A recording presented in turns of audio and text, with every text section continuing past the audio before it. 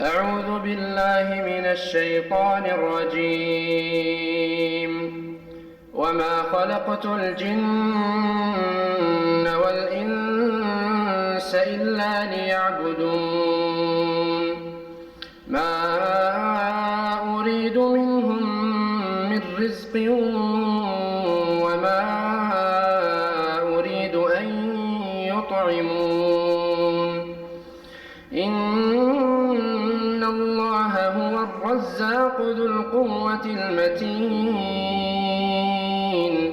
فإن للذين ظلموا ذنوبا مثل ذنوب أصحابهم فلا يستعجلون فويل للذين كفروا من يومهم الذي يوعدون. إن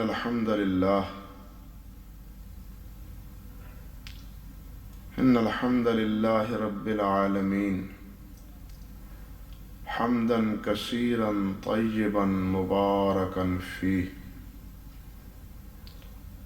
اللهم لك الحمد كما ينبغي لجلال وجهك ولعظيم سلطانك. اللهم لا نحصي ثناء عليك أنت كما أثنيت على نفسك. رضينا بالله ربا وبالإسلام دينا وبمحمد نبيا صلى الله عليه وسلم. سبحان الله وبحمده عدد خلقه ورضا نفسه وزنة عرشه ومداد كلماته. وأشهد أن لا إله إلا الله وحده لا شريك له وأشهد أن محمدا عبده ورسوله. أما بعد فأعوذ بالله السميع العليم من الشيطان الرجيم من همزه ونفخه ونفثه.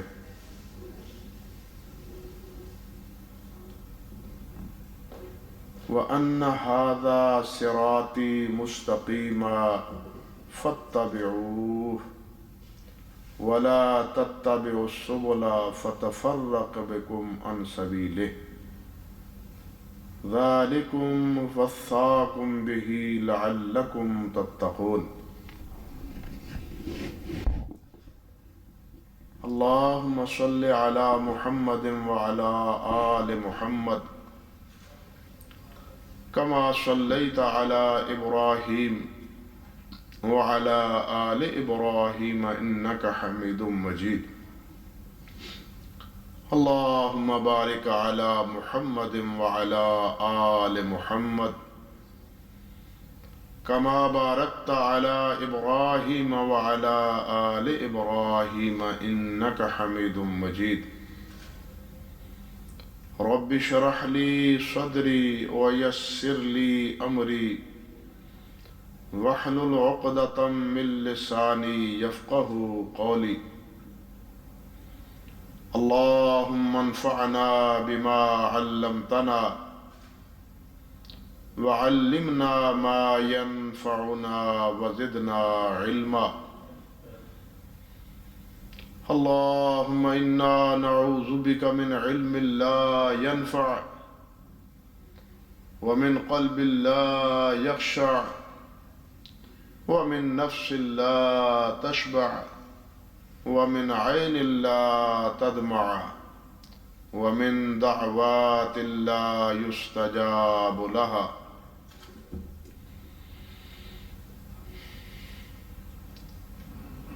واجب الاحترام بزرگوں، بھائیوں، ساتھیوں، دوستوں، بھائیوں، آج کی گفتگو کا عنوان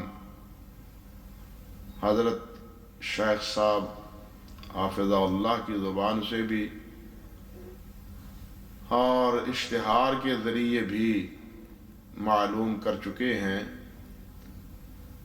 کہ مجھے حضرات ائمہ کرام، ائمہ اربع، حضرت امام ابو حنیفہ، حضرت امام مالک، حضرت امام شافعی، حضرت امام احمد رحمہم اللہ، ان کے حوالے سے کہ حدیث پاک کے ساتھ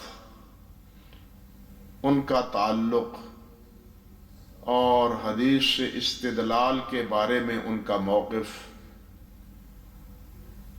اور اس سلسلے میں ان کے ارشادات اور ان کے معمولات وہ کیسے تھے، وہ ہمیں کیا کہہ کے گئے، کس بات کی تاکید اور تلقین انہوں نے فرمائی، تاکہ ہم یہ جان سکیں کہ امت کے ان ذمہ داران حضرات نے بھی ہمیشہ اللہ اور اللہ کے پیارے پیغمبر حضرت محمد الرسول اللہ صلی اللہ علیہ وسلم کی اطاعت اور فرما برداری کی ہی لوگوں کو دعوت دی۔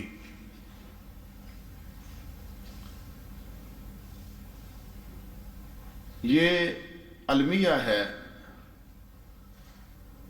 امتوں کی تاریخ کا کہ انبیاء کرام علیہم السلام کی تعلیم ان کے پیروکاروں نے اس کا حلیہ بگاڑ دیا۔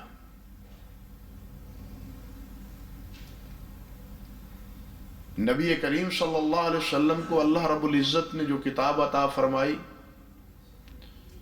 اس کی حفاظت کی ذمہ داری تو اللہ رب العزت نے خود آپ لی ہے۔ اس لیے اس دین میں تبدیلی اور تحریف، اس کا تو گویا اللہ رب العزت نے خود ہی باب بند کر دیا۔ لیکن امت کے جو افراد ائمہ کرام ہیں، بزرگان محترم ہیں، ان کے اقوال اور ان کے ارشادات اور ان کے معمولات کے ساتھ وہی حشر ہوا ہے جو پہلے انبیاء کرام علیہم السلام کی تعلیمات میں ہمیں نظر آتا ہے۔ آج حضرت امام ابو حنیفہ رحمۃ اللہ علیہ ہوں، حضرت امام مالک ہوں، اسی طرح حضرت شیخ عبد القادر جیلانی ہوں، بڑا نام ہے بزرگوں میں، وہ کیا کہہ کے گئے ہیں، کس کی انہوں نے تاکید کی ہے، آج اس سے کسی کو کوئی سروکار نہیں ہے الا ماشاء اللہ۔ ان کی تعلیمات اور ان کی تاکیدات جن کو انہوں نے بڑے موثق انداز سے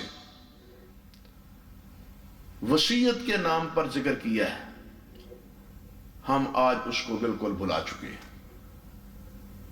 اکثر ہمارا حال یہ ہے، نام ان کا ضرور لیتے لیکن منمانی اپنی کرتے۔ یہی کیفیت ائمہ کرام کے ساتھ ہماری ہے۔ حالانکہ ہم سب کا یہ ایمان ہے کہ ہدایت کا مرکز صرف اللہ کے رسول حضرت محمد الرسول اللہ صلی اللہ علیہ وسلم۔ یہ جو آیت میں نے آپ کے سامنے پڑھی ہے سورۃ الانعام کی، اس میں اللہ رب العزت نے یہی بات ارشاد فرمائی۔ اللہ رب العزت فرماتے ہیں کہ وَأَنَّ هَذَا صِرَاطِي مُسْتَقِيمًا، یہ پہلے سے اللہ رب العزت نے نبی کریم صلی اللہ علیہ وسلم سے فرمایا ہے کہ آپ لوگوں کو بتلا دیں، یہ مسئلہ بتلا دیں، یہ حکم بتلا دیں۔ اسی تناظر میں رب ذوالجلال والاکرام نے فرمایا یہ بات بھی آپ بتلا دیں، کیا کہ وَأَنَّ هَذَا صِرَاطِي مُسْتَقِيمًا، کہ یہ ہے میرا سیدھا راستہ جس پہ چلتا ہوا تم مجھے دیکھ رہے ہو، جو میں دعوت دیتا ہوں جو میں تمہیں کہتا ہوں، جس کی طرف بلاتا ہوں، جو عمل کرتا ہوں، میری حیات، میری زندگی تمہارے لیے کھلی کتاب ہے، کھلی کتاب۔ نبی علیہ السلام نے خود فرمایا ہے کہ میری ملت اور میری ملت کے پیغامات لیلھا کنہارھا، لیلھا کنہارھا، اس کی رات بھی دن کی طرح ہے، دن کی طرح بالکل روشن، واضح، صاف، شفاف، کوئی اس میں الجھاؤ نہیں ہے۔ بعد والوں نے الجھاؤ پیدا کر دیا ہے تو یہ بعد والوں کا قصور ہے۔ نبی کریم صلی اللہ علیہ وسلم کی تعلیمات میں اس قسم کا کوئی الجھاؤ نہیں ہے۔ تو یہاں بھی فرمایا کہ یہ ہے میری راہ، سیدھی راہ، صراط مستقیم، فاتبعوہ، اس کی تابعداری کرو، اس کے پیچھے چلو اور اس راستے پہ چلو جو میں تمہارے لیے مستقیم بتلا کے چل کے تمہارے سامنے جا رہا ہوں۔ وَلَا تَتَّبِعُوا السُّبُلَ فَتَفَرَّقَ بِكُمْ عَنْ سَبِيلِهِ، فرمایا اس راستے کو چھوڑ کے دوسرے راستوں پر نہ چل نکلنا، وہ تمہیں پھر ایک راستے کا نہیں رہنے دے گا راستہ، بلکہ وہ بہت سے راستوں میں تمہیں تقسیم کر دے گا۔ صراط مستقیم ایک ہے، صراط مستقیم ایک ہے۔ صراط مستقیم کے علاوہ باقی سب پگڈنڈیے ہیں، مختلف راستے ہیں، کوئی کدھر جاتا ہے، کوئی کدھر جاتا ہے، کوئی کدھر جاتا ہے، لیکن صراط مستقیم ایک ہے۔ ہدایت کا راستہ ایک ہے، رہنمائی کا راستہ ایک ہے، اور ضلالت کے دروازے کھلے ہوئے ہیں۔ حضرت عبداللہ ابن مسعود رضی اللہ تعالی عنہ فرماتے ہیں کہ نبی کریم صلی اللہ علیہ وسلم کے ہاں ہم حاضر تھے، آپ نے ایک خط کھینچا، ایک لکیر، خط کھینچا، لکیر لگائی، اور اس لکیر کے دائیں بائیں دائیں بائیں خود خط کھینچے، اور اس کے بعد آپ نے وہ سیدھے خط پر اپنی انگشت مبارک رکھ کر فرمایا وَأَنَّ هَذَا صِرَاطِي مُسْتَقِيمًا، یہ ہے سیدھا میرا راستہ، یہ جو ایک سیدھا راستہ ہے یہ میرا ہے، اور جو ادھر ادھر جاتے ہیں میرا راستہ نہیں ہے، یہ میرا راستہ نہیں ہے۔ یہ تو انسان سیدھے راستے سے اس طرف رخ اس نے موڑ لیا، میرے راستے پہ رہنا ہے تو یہ میرے اس راستے پہ رہو جس کی تلقین، تاکید، حکم میں نے دیا ہے، اور جس کو اختیار میں نے کیا ہے، اور مجھے دیکھ رہے ہو کہ میں زندگی کس راستے پہ گزار رہا ہوں۔ یہ مثال دے کے نبی کریم حضرت محمد رسول اللہ صلی اللہ علیہ وسلم نے وعدے فرمایا۔ اور سچی بات یہ ہے کہ جس نے جو پایا ہے وہ آپ کی اطاعت اور آپ کی اتباع سے پایا ہے۔ حتیٰ کہ نبی علیہ السلام کی تشریف آوری کے بعد حضرت موسیٰ علیہ السلام کے بارے میں خود رب ذوالجلال والاکرام کے پیارے پیغمبر علیہ السلام نے یہ بات فرمائی ہے۔ مختصر کرتا ہوں، بات حکایت تو لمبی ہے، جس میں بالآخر آپ نے یہ بات ارشاد فرمائی تھی کہ اگر آج موسیٰ علیہ السلام آ جائیں تو وہ بھی میری پیروی کریں گے، وہ میری پیروی کریں گے۔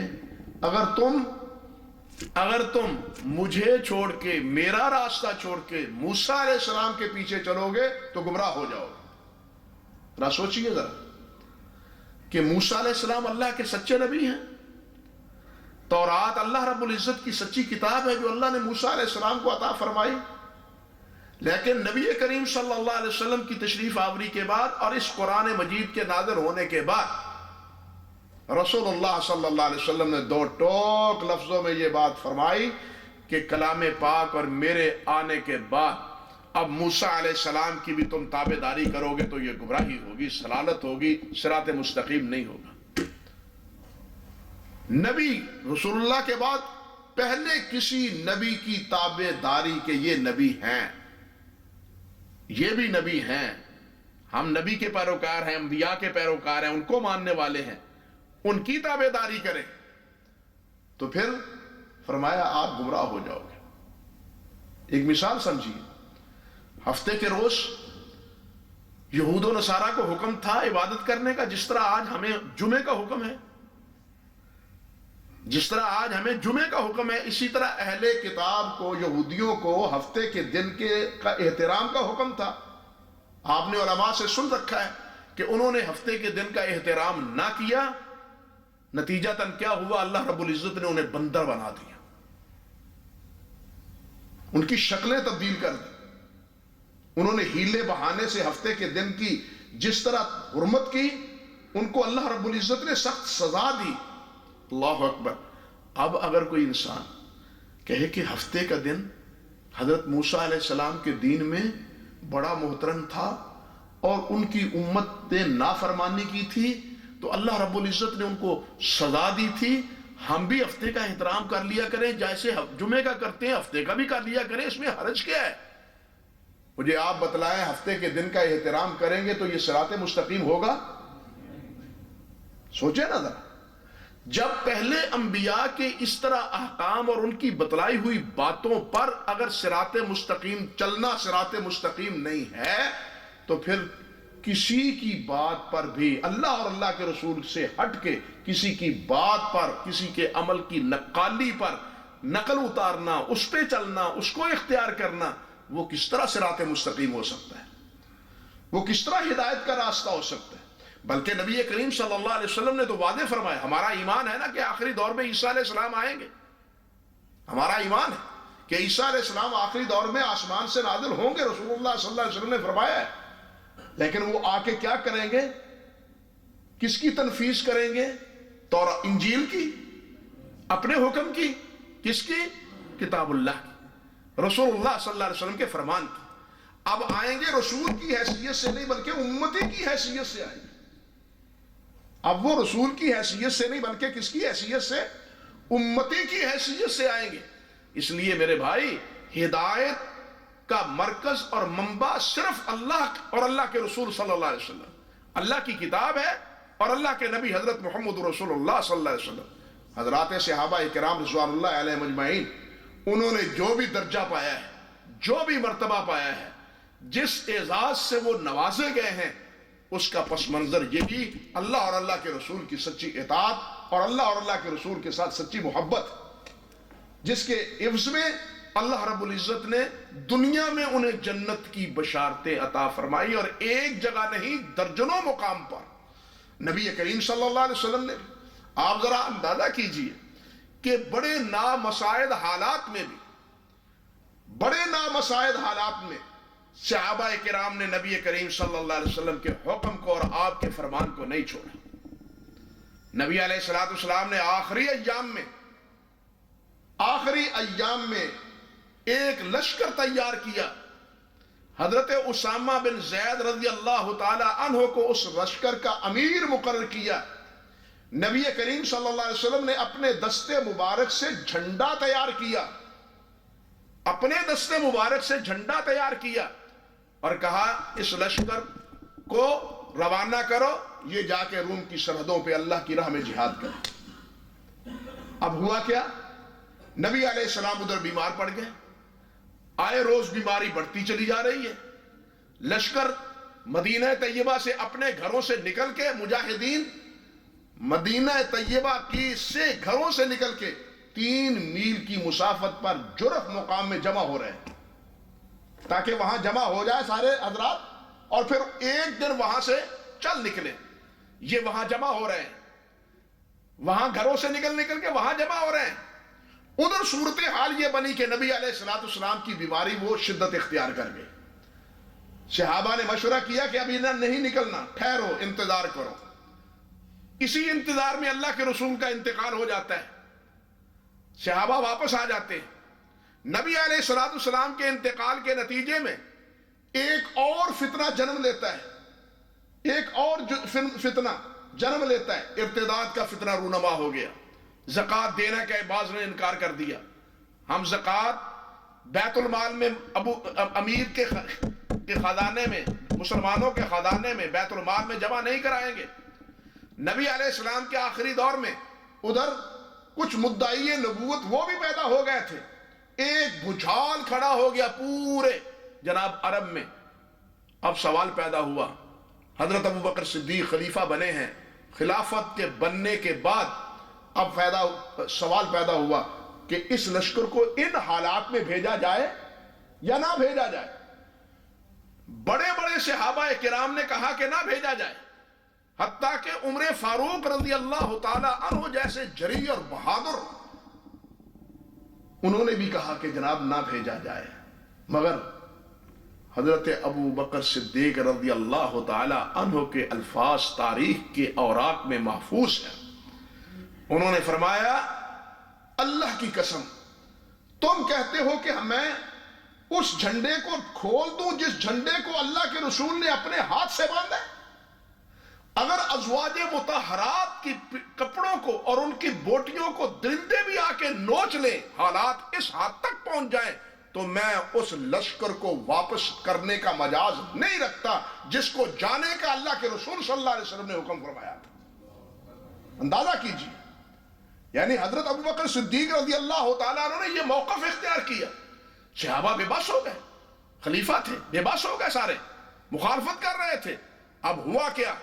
اس اطاعت اور فرما برداری کے جذبے کے نتیجے میں اللہ نے ایسی برکت ڈالی کہ جو مرتد ہو رہے تھے، دین سے برگشتہ ہو رہے تھے، بغاوت کی صورتیں اختیار کر رہے تھے، ان کے دل میں اللہ نے خوف پیدا کر دیا کہ یہ اتنے طاقتور، اتنے مضبوط ہیں کہ ان حالات میں بھی یہ سرحد پہ جا کے لڑنے مرنے کے لیے تیار ہیں، تو ان کے پاس پتہ نہیں کتنی قوت ہے، دب کے بیٹھ جاؤ، خاموش رہو۔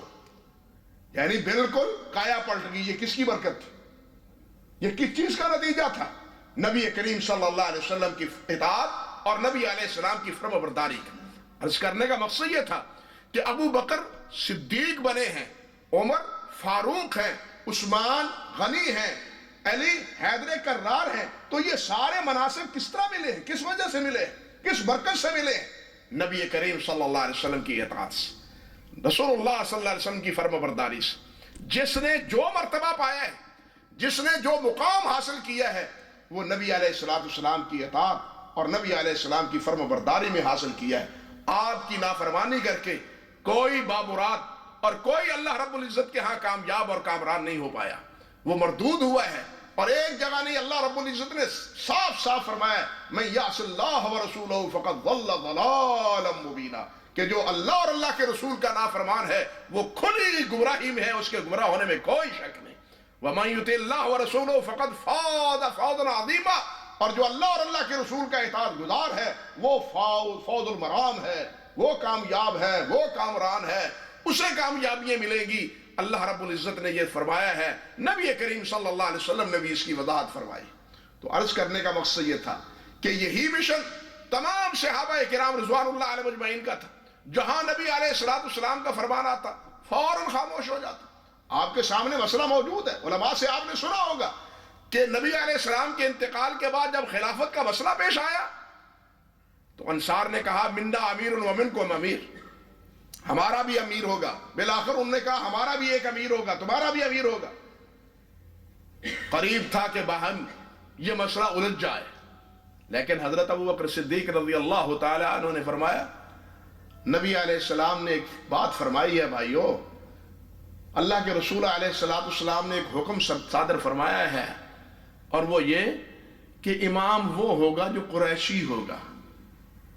ہاں، انصار کہنے لگے نبی علیہ السلام کا یہ فرمان ہے، بس جی ہم دستبردار ہوئے، ہم نے موقف چھوڑ دیا، ہاں اب آپ جانے اور آپ کا کام جانے۔ انصار نے پھر بیعت کی نا، سارا موقف چھوڑ دیا۔ وہ جو تاثر ان کے ذہنوں میں وہ تھا، وہ کس بدولت ختم ہوا؟ نبی کریم صلی اللہ علیہ وسلم کے فرمان، ائمۃ من قریش، امام کس سے ہوگا؟ قریش سے۔ مہاجرین قریشی تھے، ابو بکر قریشی تھے، عمر قریشی تھے، عثمان قریشی تھے، علی قریشی تھے۔ انصار یہ قریش خاندان سے تعلق نہ تھا، عرب کے تھے لیکن اس خاندان سے قریش سے نسبت نہ تھی، اس لیے وہ اپنے موقف سے دستبردار ہو گئے اور امت کا شیرازہ بکھرنے سے بچ گیا. کس کی برکت سے؟ کس بدولت؟ نبی کریم صلی اللہ علیہ وسلم کے فرمان کی بدولت، آپ کے حکم کی تابع داری میں اور فرما برداری میں. بہت سے واقعات ہیں اس قسم کے، یہی ایک واقعہ نہیں. آپ اندازہ کریں حضرت امیر المومنین عمر فاروق رضی اللہ تعالیٰ عنہ کے دور میں جب شام فتح ہوا ہے، حضرت عمر فاروق رضی اللہ تعالیٰ عنہ چلے، 7 ساتھی جا رہے ہیں. شام والوں نے کہا کہ آپ کے امیر یہاں آئیں، ہم بغیر لڑے کے اپنے خزانے اور قلعے کی چابیاں اسے تھما دیں گے. تاریخ میں جن حضرات نے تاریخ پڑھی ہے اور دلچسپی رکھتے ہیں، حضرت عمر فاروق رضی اللہ تعالیٰ عنہ کا شام کو جانا، انہوں نے دیکھا ہوگا کس انداز سے اور کس فقیرانہ طریقے سے حضرت عمر فاروق رضی اللہ تعالیٰ عنہ جاتے ہیں شام فتح کرنے کے لیے. راستے میں عین شام کے قریب پہنچ کے اطلاع ملی کہ وہاں طاعون پھیلا ہوا ہے، طاعون کی بیماری پھیل گئی ہے. اللہ اکبر کبیرہ. پریشانی ہوئی کہ آگے بڑھیں یا نہ پیچھے واپس لوٹیں. اللہ اکبر. نبی حضرت عمر فاروق رضی اللہ تعالیٰ عنہ نے مہاجرین کو بلایا، وہ ساتھ آئے، ان سے پوچھا کیوں بھائی بتلاؤ اس بارے میں کوئی تمہیں نبی علیہ السلام کا فرمان؟ ہمیں کوئی معلوم نہیں. انصار کو بلایا، انہوں نے بھی لا علمی کا اظہار کیا. اس وقت حضرت عبد الرحمن بن عوف رضی اللہ تعالی عنہ اس وقت موجود نہیں تھے، کچھ ضرورت کے لیے دور گئے تھے. وہ جس وقت واپس آئے انہیں پتا چلا تو انہوں نے کہا امیر المومنین نبی علیہ السلام کی اس بارے میں ہدایت موجود ہے. وہ کیا؟ فرمایا کہ جہاں آپ نے فرمایا جہاں طاعون پھیلا ہوا ہو وہاں کے رہنے والے اس شہر کو چھوڑ کے باہر نہ جائیں، اور جو باہر والے ہیں وہ طاعون زدہ علاقے میں جائیں نہ. اللہ اکبر. حضرت عمر فاروق رضی اللہ تعالیٰ عنہ نے اللہ کا شکر ادا کیا کہ اللہ کا شکر ہے کہ نبی کریم صلی اللہ علیہ وسلم کا یہ فرمان ہمیں مل گیا، چلو واپس. نبی علیہ السلام کے حکم پر سفر کیا ہوا واپس، ایک سفر میں جا رہے ہیں واپس جا رہے ہیں. اللہ اکبر کبیرہ. تو خیر عرض کرنے کا مقصد یہ تھا کہ تمام صحابہ کرام، حضرت عثمان غنی، حضرت علی، اگر کبھی کوئی روایت پتہ نہ چلتا تھا تو دوسرے صحابی بتلا دیتے تھے اور وہ فوراً اس کی تسلیم اور اس پہ رضا، اپنا موقف اور اپنی بات ختم کر دیتے تھے. صحابہ کرام کے بہت کے واقعات، اور یہی موقف تابعین کرام کا اور یہی اصول اور ضابطہ اور قاعدہ حضرات ائمہ کرام رحمہم اللہ کا تھا. حضرت امام حنیفہ رحمۃ اللہ علیہ 80 میں پیدا ہوئے، 80 میں پیدا ہوئے، 150 میں وہ فوت ہوئے، 150 ہی میں امام شافعی رحمۃ اللہ علیہ پیدا ہوئے. سب سے پہلا پیدا ہونے والے حضرت امام حنیفہ ہیں، نعمان بن ثابت ان کا نام، اس میں گرامی. اللہ اکبر. حضرت امام صاحب رحمۃ اللہ علیہ وہ فرمایا کرتے تھے اذا صح الحدیث فہو مذہبی، میرا مذہب وہ ہے جو صحیح حدیث ہے. امام صاحب کا بھی موقف کیا ہے؟ اذا صح الحدیث فہو مذہبی، میرا مذہب وہ ہے جو صحیح حدیث ہے، یہ میرا مذہب. یہ قول علامہ ابن عابدین رحمہ اللہ نے رسم المفتی والسائل میں ذکر کیا ہے.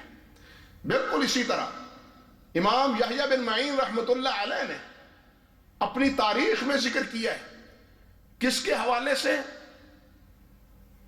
خود امام صاحب کے اپنے شاگرد، ان کے اپنے شاگرد کے حوالے سے، کہ امام صاحب فرماتے تھے حرام حرام علی من لم یعرف دلیلی ان یفتی بقولی، جس کو میرے فتوے کی دلیل معلوم نہ ہو اس پر حرام ہے میرے فتوے کے مطابق عمل کرنا اور اس پہ فتویٰ دینا.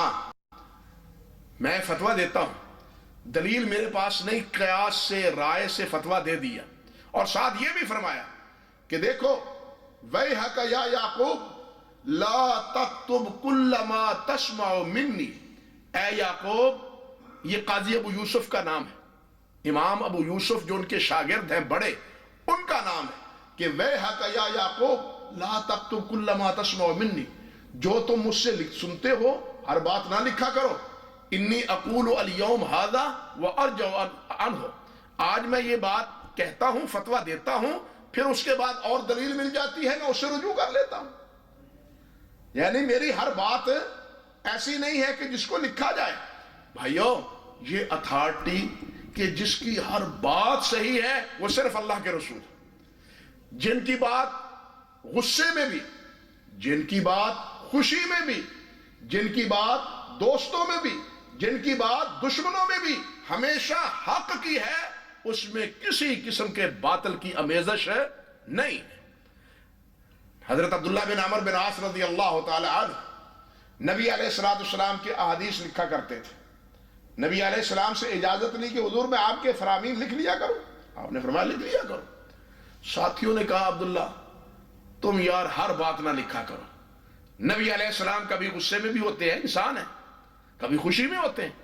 انسانی فطرت یہ ہے کہ غصے کی حالت میں انسان سے کبھی ایسی بات بھی نکل جاتی ہے جو نامناسب ہوتی، اور خوشی میں ایسی بات ہو جاتی ہے کہ وہ خوشی میں کی ہوئی بات بسا اوقات حمایت کے دائرے میں چلے جاتی.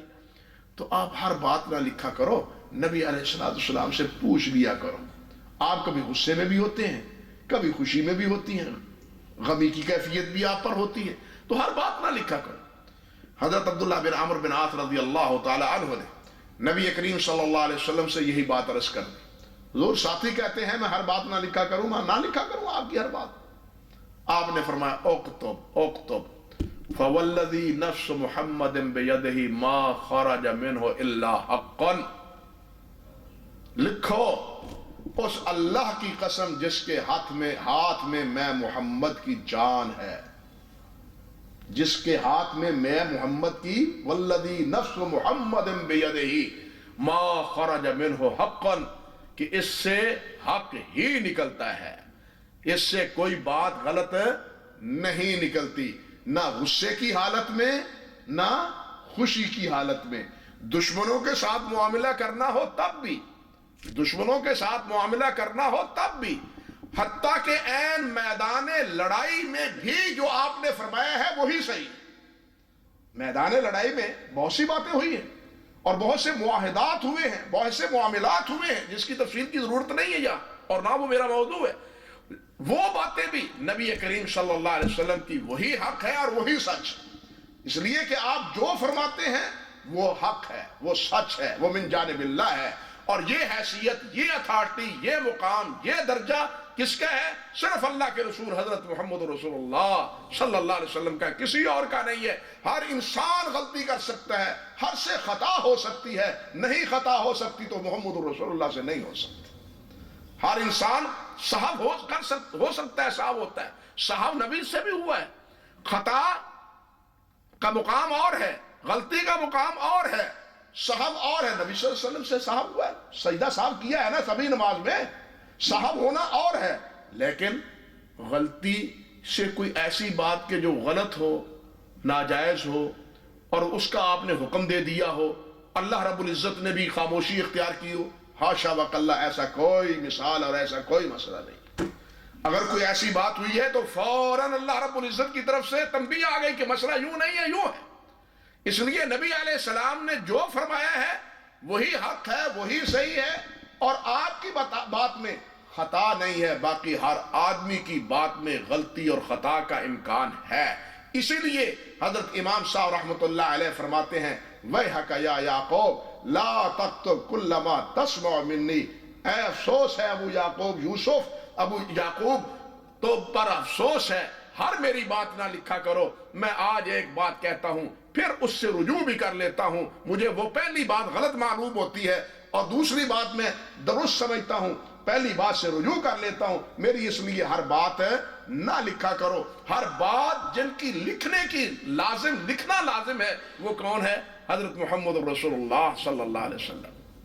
ایک اور جگہ آپ نے ارشاد فرمایا، امام صاحب فرماتے ہیں اللہ اکبر، ان سے پوچھا گیا، امام صاحب سے یہ پوچھا گیا اذا قلت قولا وکتاب اللہ یخالفہ، حضرت صاحب آپ ایک مسئلہ بتلا دیں، اور مسئلے کو میں ہمیں معلوم ہو، محسوس ہو کہ اللہ کا فیصلہ، قرآن کا فیصلہ آپ کے قول کے مخالف ہے، تو پھر ہم کیا کریں؟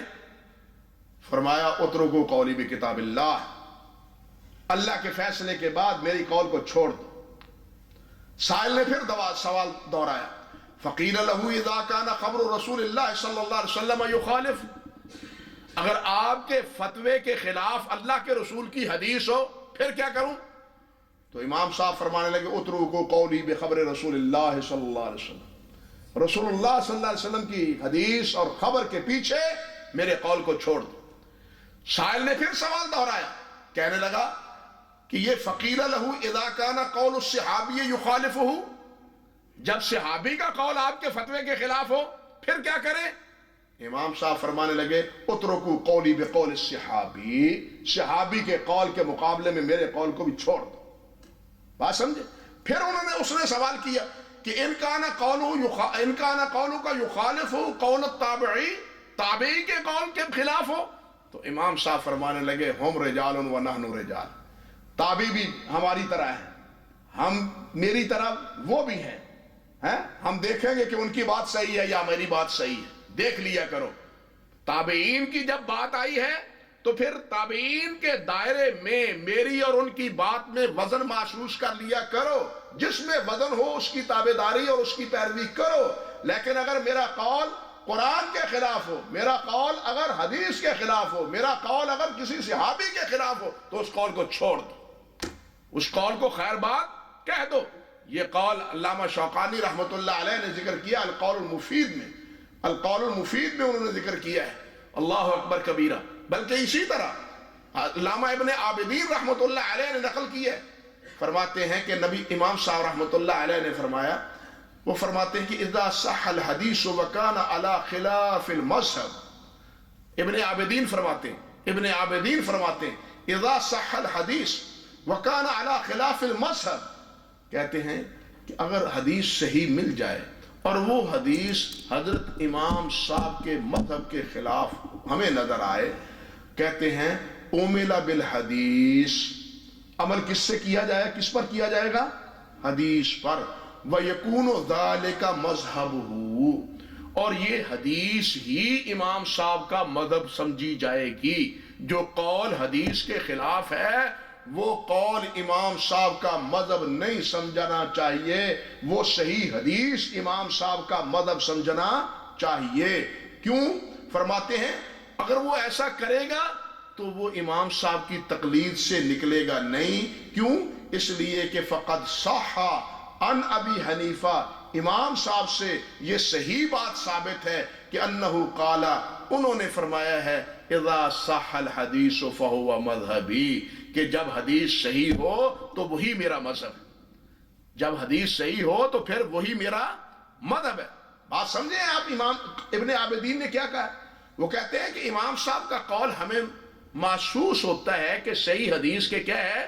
خلاف ہے، تو ہمیں امام صاحب کا قول نہیں لینا چاہیے، بلکہ کس کو لینا چاہیے؟ حدیث کو لینا چاہیے۔ کیوں؟ اور پھر یہ بھی کہ اس سے وہ امام صاحب کی تقلید سے نکلے گا نہیں۔ کیوں نہیں نکلے گا؟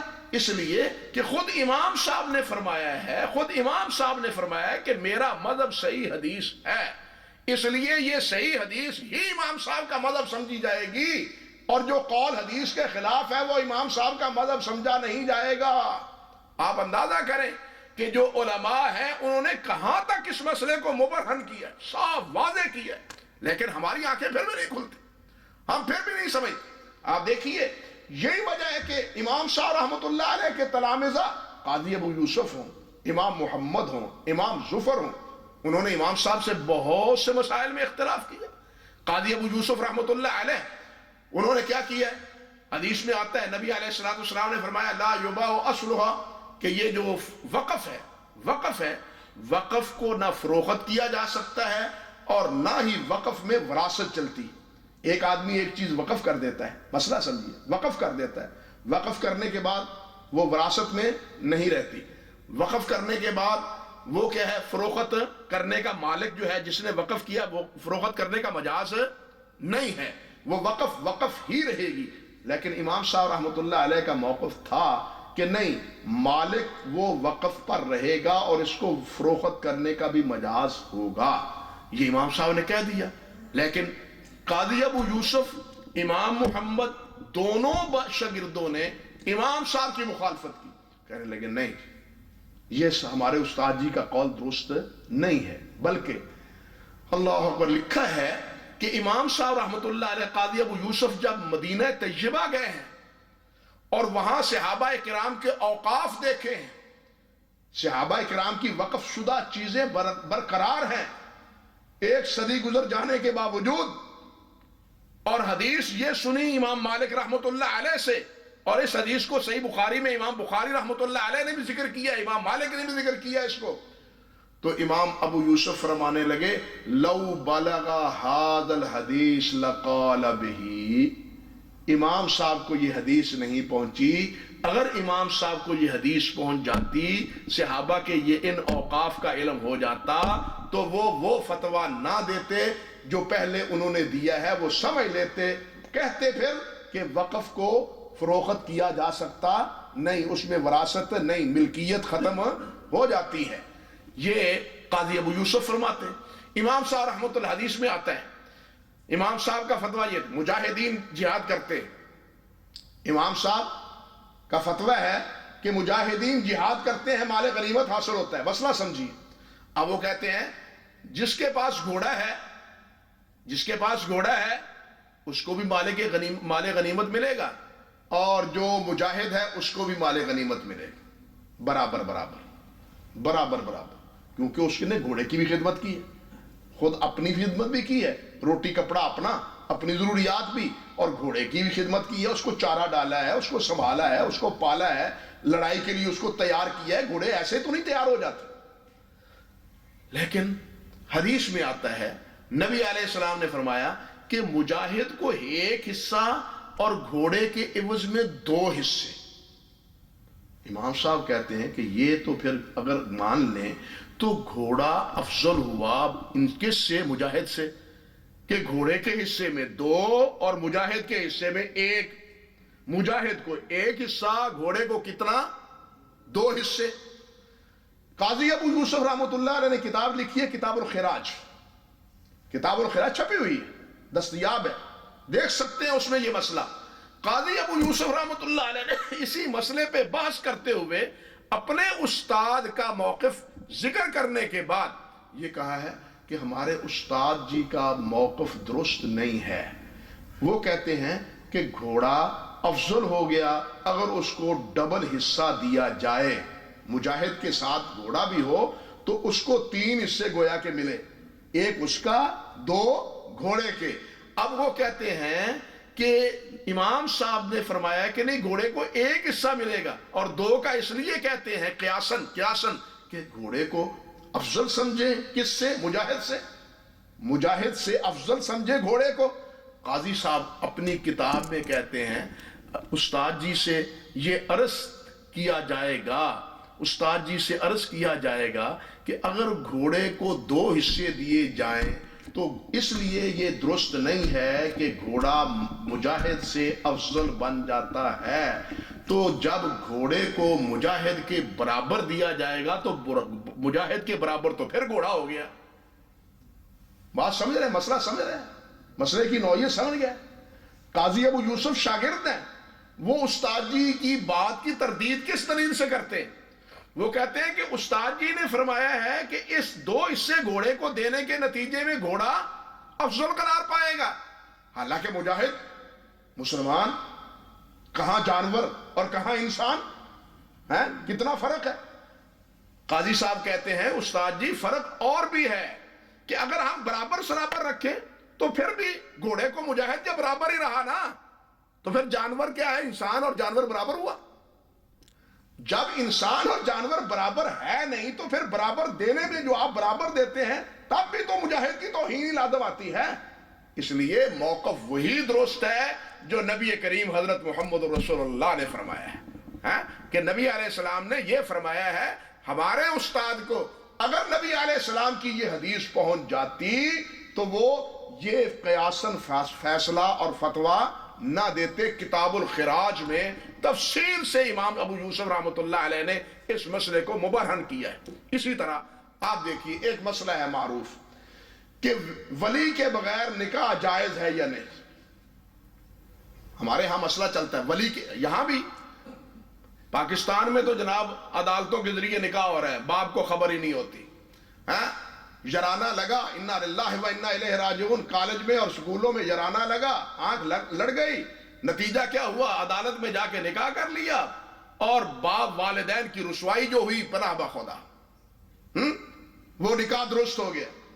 لیکن اللہ کے رسول علیہ السلام نے کیا فرمایا؟ لا نکاح الا بولی، لا نکاح الا بولی، ولی کی رضا کے بغیر نکاح نہیں ہے۔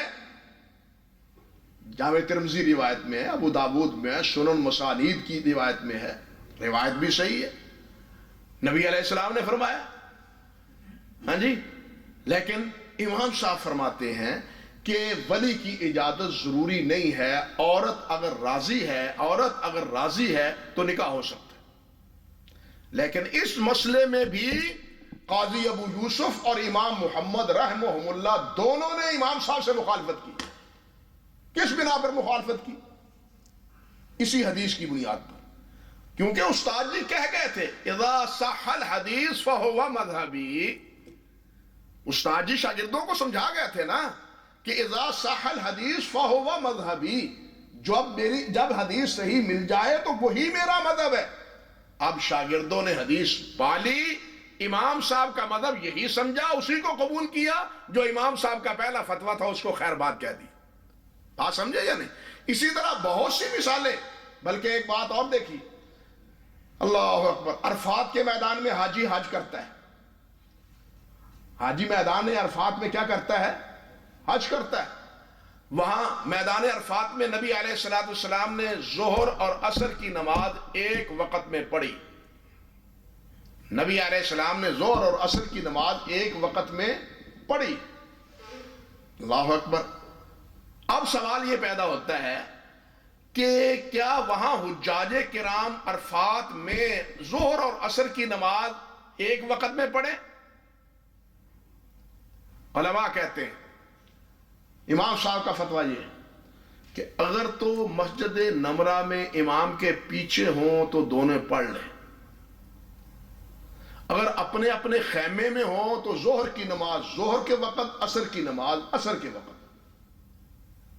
اب بھی اس وقت بھی ہمارے علماء احناف یہی فتویٰ دیتے ہیں۔ جو حضرات وہاں گئے ہیں حج پر شاید انہیں یہ مسئلہ آیا ہو، لیکن اب اٹھائیے اور نہ صحیح امام محمد رحمۃ اللہ علیہ کی کتاب الآثار دیکھیے، کتاب الآثار امام محمد رحمۃ اللہ علیہ ذکر کرتے ہیں کہ حضرت عبداللہ بن عمر، حضرت ام المومنین عائشہ صدیقہ رضی اللہ تعالی عنہما، یہ اپنے اپنے خیمے میں ظہر اور عصر کی نماز دو رکعت ایک وقت میں پڑھتے تھے، اور یہی مسئلہ ہمارا صحیح۔ کیوں؟ اس لیے کہ استاد جی کہہ گئے ہیں صحیح حدیث ہو میرا قول چھوڑ دو، اور میرا قول صحابہ کے بھی خلاف آئے تو میرا قول چھوڑ دو۔ یہ ائمہ کے پیروکار شاگردوں نے بھی اس موقف کو اختیار کیا ہے۔ تو یہ ہے حضرت امام صاحب رحمۃ اللہ علیہ کے اقوال کی کوئی تھوڑی سی کہنا چاہیے تعبیر اور تھوڑی سی جھلک۔ اب آگے آئیے، حضرت امام مالک رحمۃ اللہ علیہ، امام مالک رحمۃ اللہ علیہ مدینے کے امام ہیں، مدینہ طیبہ کے امام ہیں، حدیث کے امام ہیں۔ نبی علیہ السلام کی سے ایک بشارت بھی ہے، چھوڑیے اس ساری بات کو، بہرحال بڑا مقام ہے حضرت امام مالک رحمۃ اللہ علیہ، اور بڑی سعادت ہے کہ مسجد نبوی میں حدیث کا درس دیتے تھے، اور حدیث کا درس دیتے ہوئے ابھی آپ سے شیخ ذکر میرے پہلے کر رہے تھے کہ ادھر روضہ اقدس کی طرف، قبر اطہر کی طرف اشارہ کرتے، اور ساتھ یہ بات بھی کہتے کہ ہر ایک کی بات رد ہو سکتی ہے لیکن اس روضے والے کی بات رد نہیں ہو سکتی۔ ہر ایک کی بات کو رد کیا جا سکتا ہے، ہر ایک کی بات کو چھوڑا جا سکتا ہے، لیکن اس سرکار کی بات کو چھوڑا نہیں جا سکتا. یہی بات حضرت امام مالک رحمۃ اللہ علیہ فرماتے ہیں. امام مالک رحمۃ اللہ علیہ اللہ اکبر کبیرہ وہ اس کی یہ بھی فرماتے ہیں لیس احد بعد النبی صلی اللہ علیہ وسلم الا یؤخذ من قوله ویترک الا النبی صلی اللہ علیہ وسلم. فرماتے ہیں کہ کوئی آدمی نہیں ہے اللہ کے رسول کے بعد الا ویؤخذ من قوله ویترک, اس کی بات کو لیا بھی جائے گا اور چھوڑا بھی جائے گا. جو ہستی جس کی ہر بات کو لیا جائے گا وہ کون ہے؟ صرف حضرت محمد رسول اللہ صلی اللہ علیہ وسلم. آپ کے علاوہ جو بھی ہے اس کی درست بات ہوگی لیں گے, درست بات ہوگی تو ہم نہیں لیں گے. لیکن اللہ کے رسول کی بات کے بارے میں ہم کون ہوتے ہیں فیصلہ کرنے والے یہ درست ہے یا نادرست ہے؟ وہاں تو جو بات بھی ہے اس کے بارے میں اللہ نے فرمایا اللہ نے فرمایا وَيُسَلِّمُوا تَسْلِيمًا فَلَا يَجِدُوا فِي أَنفُسِهِمْ حَرَجًا مِّمَّا قَضَيْتَ وَيُسَلِّمُوا تَسْلِيمًا, کہ جب آپ کا فیصلہ آ جائے تو پھر اپنے دل میں کوئی کھٹکا محسوس نہ کرے, کوئی گھٹن محسوس نہ کرے. میری طبیعت نہیں مانتی, لوگ کیا کہیں گے, ماحول کیا کہے گا, لوگ آوازیں کسیں گے, ان چیزوں سے بے نیاز ہو کے اللہ کے رسول کی فرمانبرداری کرے. محبت ہے تو پھر ان چیزوں سے بے نیاز ہو کے اللہ کے رسول کی فرمانبرداری اور اطاعت کرے. اللہ اکبر. تو امام صاحب فرماتے ہیں ہر ایک کی بات کو لیا بھی اور چھوڑا بھی جا سکتا ہے, لیکن یہ سرکار ایک ایسی ہے کہ ان کی کوئی بات بھی چھوڑی نہیں جائے گی, ہر بات آپ کی لی جائے گی. اور یہ بھی عرض کر دوں کہ یہ بات سب سے پہلے یہی بات حضرت عبداللہ ابن عباس رضی اللہ تعالی عنہ نے کہی ہے. حضرت عبداللہ بن عباس سے یہی بات ان کے شاگرد امام مجاہد نے کہی ہے, اور یہی بات امام مجاہد کے بعد حضرت امام مالک نے کہی. بات سمجھیں, یعنی یہ جو بات امام مالک کی طرف معروف ہے, جو ذکر کی ہے, یہ اصلاً بات کس کی ہے؟ حضرت عبداللہ ابن عباس رضی اللہ تعالیٰ عنہ کی. پھر ان کے یہی بات ان کے شاگرد نے کی, امام مجاہد رحمہ اللہ نے. بہت بڑے مجاہد امام ہیں, نام ان کا مجاہد ہے, مفسر ہیں, محدث ہیں بہت بڑے, مکہ مکرمہ کے. اللہ اکبر. اور ان سے امام مالک رحمۃ اللہ علیہ نے. اسی طرح حضرت امام مالک رحمۃ اللہ علیہ, دیکھیے امام عبد الرحمن بن ہرمز یہ مدینے کے بہت بڑے محدث تھے, فقیہ تھے. ان کے پاس علماء جاتے تھے مسائل پوچھنے کے لیے, امام مالک بھی جاتے تھے, عبدالعزیز بن ابی سلمہ بھی جاتے تھے, محمد بن ابراہیم بن دینار بھی جاتے تھے. ذرا توجہ فرمائیے, اس بات کی واقعے کی حقیقت سمجھیے. یعنی کس کے پاس؟ امام عبد الرحمن بن ہرمز مدنی کے پاس. مدینے کے امام تھے, وہ بھی محدث اور فقیہ تھے بہت بڑے. اور ان سے مسائل میں تبادلہ خیال کرنے کے لیے, مسائل پوچھنے کے لیے, سمجھنے کے لیے کون کون جاتے تھے؟ امام مالک بھی جاتے تھے, اور امام عبدالعزیز بن ابی سلمہ بھی جاتے تھے, اور امام محمد بن عبد الرحمن ابراہیم بن دینار بھی جاتے تھے. اللہ, یہ بات امام ابن عبد البر نے کتاب الجامع بیان العلم میں ذکر کی ہے. جامع بیان العلم میں ابن عبد البر نے یہ پورا قصہ ذکر کیا ہے. اب ہوتا کیا کہ جب امام عبد الرحمن بن ہرمز کے پاس امام مالک اور عبدالعزیز جاتے اور مسائل پوچھتے, تو امام عبد الرحمن بن ہرمز کھلے دل سے مسائل بتلاتے, یہ مسئلہ یوں ہے, یہ مسئلہ یوں ہے, یہ مسئلہ یوں ہے. لیکن جب محمد بن ابراہیم بن دینار جاتے, خاموشی اختیار کرتے, جاؤ کسی اور سے مسئلہ پوچھو, مجھ سے رہنے دو, جاؤ کسی اور سے مسئلہ پوچھو. محمد بن ابراہیم نے ایک دفعہ پوچھ ہی لیا, بات کہہ دی کہ حضرت صاحب میرے ساتھ یہ سلوک آپ کا کیوں ہے؟ وہ دوسرے آتے ہیں, مالک آتے ہیں, عبدالعزیز آتے ہیں, آپ ان سے تو گھل کے بات کرتے ہیں, مسئلے بتلاتے ہیں. میں آپ کی خدمت میں حاضر ہوتا ہوں تو آپ خاموشی اختیار کر لیتے ہیں, مجھے کوئی مسئلہ نہیں بتلاتے. کیا وجہ ہے؟ مجھ سے کیا پرخاش ہے, آپ کی کیا ناراضگی؟ فرمانے لگے, بیٹا بات اصل یہ ہے میں بوڑھا ہو گیا ہوں. اللہ اکبر کبیرہ. یہ ہے سچے عالم کی علامت. سوچئے, یہ ہے سچے عالم کی علامت. وہ کہتے ہیں بیٹا میں بوڑھا ہو گیا ہوں اور کبھی کبھی مجھے خود اختلاط ہو جاتا ہے, مسئلہ بتلانے میں غلطی لگ جاتی ہے. مسئلہ بتلانے میں خود غلطی لگ جاتی ہے. مالک بڑا امام ہے, عبدالعزیز بڑا آدمی ہے, جب میں صحیح کہوں گا وہ تو خاموش ہو جاتے ہیں, اور جہاں غلطی کرتا ہوں تو وہ سمجھ جاتے ہیں کہ اب یہاں عبد الرحمن سے غلطی ہوئی ہے, وہ بول پڑتے ہیں. اور تمہیں بتلاؤں گا تو تم سمجھو گے یہی شاید مسئلہ صحیح ہے. بات سمجھے؟ تمہیں بتلاؤں گا, غلط بتلا دوں صحیح بتلا دوں, تم خاموش رہو گے اور سمجھو گے یہی کہ جناب ابن ہرمز نے جو مسئلہ بتلایا ہے وہ صحیح ہے, حالانکہ وہ ہوگا غلط. امام ابن عبد البر یہ بات نقل کرنے کے بعد نقل کرتے ہیں محمد بن حارث کا قول, کہتے ہیں ھذا ھو الدین الکامل, یہ ہے کامل دین. ہاں کہ صحیح بات لی جائے, جو صحیح بات نہ ہو اس کو نہ لیا جائے, اور جو سمجھتا ہے کہ یہ صحیح بات ہے وہ اس کو قبول کرے, اور جو سمجھے کہ یہ صحیح نہیں ہے اس کو چھوڑ دے. جو سمجھے کہ یہ صحیح نہیں ہے, یہ اس میں توہین نہیں ہے, اس کی توہین نہیں ہے. اس لیے توہین نہیں ہے کہ اس کی عزت بچاتے بچاتے کہیں حدیث کی عزت پہ دھبا نہ آ جائے. یہاں دھبے پڑتے ہیں پڑ جائیں, لیکن سرکار کی حدیث پہ کوئی دھبا نہیں آنا چاہیے. بات سمجھے نا؟ آپ کی طرف جو بات منسوب ہے اس پہ کوئی داغ نہیں آنا چاہیے. ہر ایک سے ناتا, اس کے قول کو چھوڑنا یہ گوارا ہو جانا چاہیے, لیکن سرکار کی بات کو چھوڑنا گوارا نہیں ہونا چاہیے. اسی طرح آپ دیکھیے حضرت امام مالک ہے, امام شافعی ہے, محمد بن ادریس شافعی رحمت اللہ علیہ, بڑا نام ہے, سنا ہے آپ نے. امام صاحب فرمایا کرتے تھے, امام شافعی رحمت اللہ علیہ, ان کا قول ہے, اللہ اکبر, فرماتے تھے اذا صح الحدیث فہو مذہبی. وہی لفظ جو ہے حضرت امام حنیفہ کے, اذا صح الحدیث فہو مذہبی, جب حدیث صحیح ہو تو وہی میرا مذہب. امام احمد بن حنبل رحمت اللہ علیہ امام شافعی کے شاگرد. اللہ اکبر کبیرہ.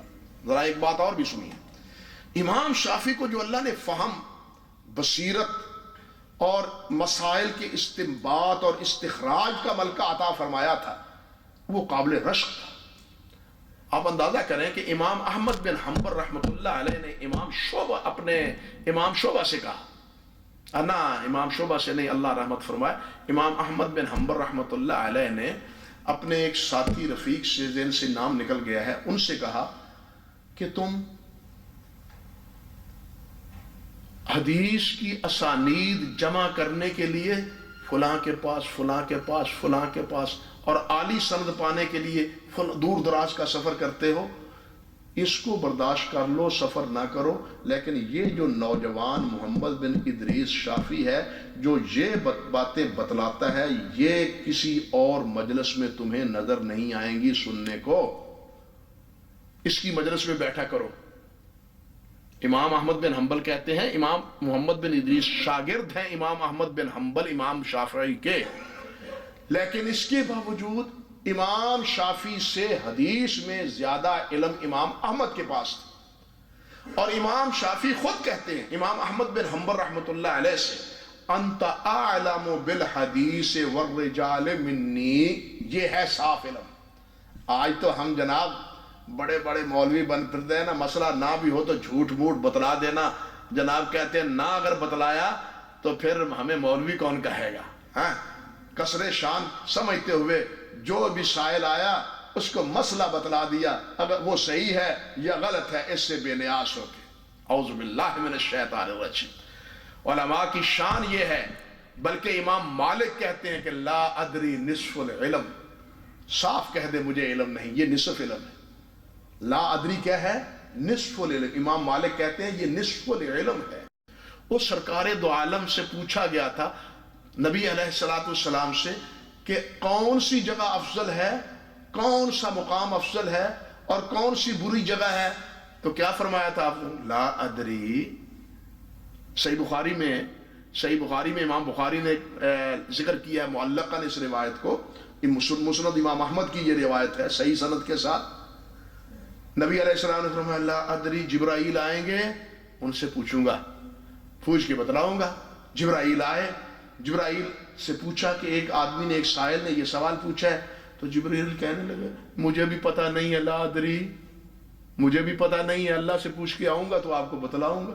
جبرائیل اپنی مرضی سے مسئلے بتلاتا ہے، مسئلے تو وہ ہیں جو اللہ بتلائے، دین تو وہ ہے جو اللہ نے نازل کیا ہے، دین وہ ہے جو اللہ کی طرف سے آیا ہے۔ جبرائیل نے اپنی طرف سے کہتا وہ تو امین ہے۔ جبرائیل کیا ہے؟ وہ تو امین ہے، جس طرح نبی علیہ السلام امین ہے۔